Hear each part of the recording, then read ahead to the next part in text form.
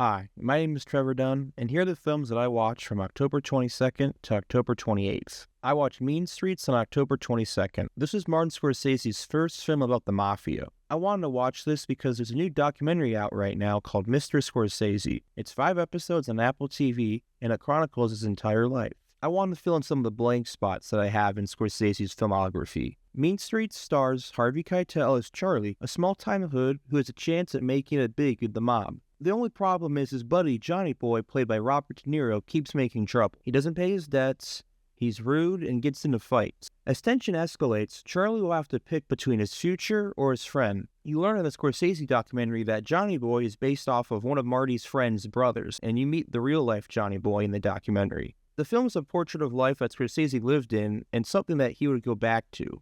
But something I learned from watching the doc was after he finished Mean Streets was a lot of people shunned him in his community because he was kind of airing out stuff about real people, even though it's a work of fiction. Religion is a big theme of Mean Streets. All these people do is sin all day, but they still have a deep connection to the church. Mean Streets put Marty on the map as a voice of a generation. I went to the theater and saw Roofman again with my sister. I don't keep this brief because I already did a review on Roofman earlier. Something I noticed was I didn't mind the narration as much the second time around. I really enjoyed Tatum's performance. I really believe he's one of the most underrated stars in Hollywood. He can carry a movie on his own, which is something only a handful of people can do, and he's not talked about the same as his other big stars. The cast in general is a big strength of the film. You appear Dinklage as the stick-in-the-mud boss that is very recognizable for people that have worked in retail.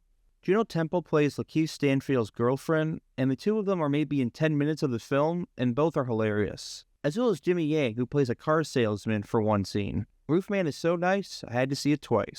I watched the documentary Mob War, Philadelphia vs. the Mafia on Netflix. It's a 3-part docuseries about a mob war in the 90s. It was between John Stanfa and Joey Merlino. Stanfa was the head of the Philadelphia mob, and things were going relatively smooth until a young gangster named Joey Merlino challenged him. The two got into a violent turf war where both sides suffered heavy losses. All while that's going on, you have the FBI trying to put them away. I thought Mob War was solid.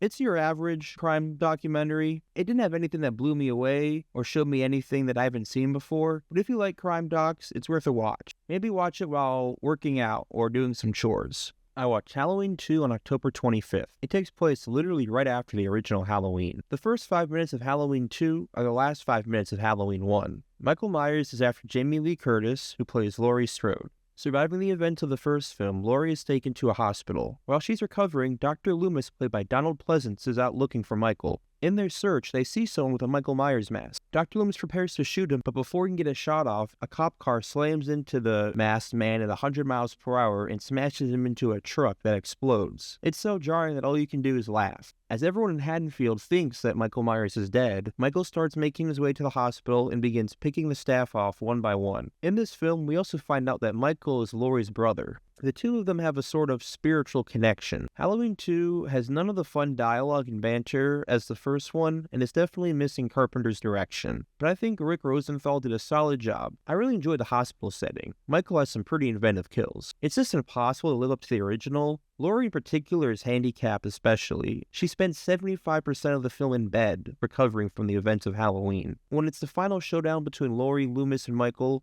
it's a good time. Halloween 2 is a solid horror flick where you can have some screams and a lot of laughs. On the same day, I watched Guy Ritchie's Sherlock Holmes. Robert Downey Jr. plays the famous detective, and Jude Law plays his partner, Dr. Watson. The pair think they just solved the case of Lord Blackwood, a powerful lord played by Mark Strong, who has been convicted of using dark magic. After being hanged, it seems like it's on to the next case, but Lord Blackwood seems to have risen from the dead and plans to wreak havoc on London. While Sherlock is untangling the mystery, he reunites with an old flame, Irene Adler, played by Rachel McAdams. She's a master thief who appears to care for Sherlock while being hired to steal something by a mysterious patron. Downey and Jude Law have great chemistry together, even better chemistry than Sherlock and Irene. The action scenes are very fun and inventive. Getting the slow-mo version of Sherlock planning out his attack and then attacking out in real time is really fun. I love every single one of these action sequences when they do the slow-mo version. When people talk about the roles that RDJ has done, I feel like Sherlock Holmes slips through the cracks. He's very funny and charming, while being able to show off that he is a physical force, and his whole "I'm the smartest one in the room" shtick works great for Sherlock. Sherlock Holmes is a great mystery with fun characters and great action. I watched Scream 3 on October 26th. Sydney, played by Neve Campbell, is in hiding while there is a new Ghostface out searching for her. The killer is targeting the cast of Stab 3, a film series based on the events of Scream. After every kill, Ghostface leaves a picture of Sydney's mom with the words, "I killed her." As more cast members get killed, Sydney decides to go out of hiding and find out the connection between Ghostface and her mom. I like the setting of Hollywood. Many of the kills occur on the set of Stab, and it makes for some creative set pieces. Parody aspects are really fun. There's a lot of inside baseball Hollywood talk that I really enjoy, and Jamie Kennedy comes back to talk about the tropes of trilogies. Parker Posey is excellent in this. She plays Jennifer Jolie, an actress who is playing Gale Weathers in Stab. I love her mannerisms and how she follows Gale around and annoys the shit out of her. On the other hand, David Arquette is back as Dewey and is worse than the last two films. He's got laughable chemistry with Courtney Cox. I'm shocked that the two of them were married at one point, and he just gives absolutely nothing on the screen. Scream 3 doesn't have a great script. I thought the reveal at the end was wrapped up a little too nicely. I don't need it all to come back to the beginning, but I like the attempt. Scream 3 is another flawed sequel, but still has a lot of fun and charm. On October 28th, I watched House of Dynamite on Netflix.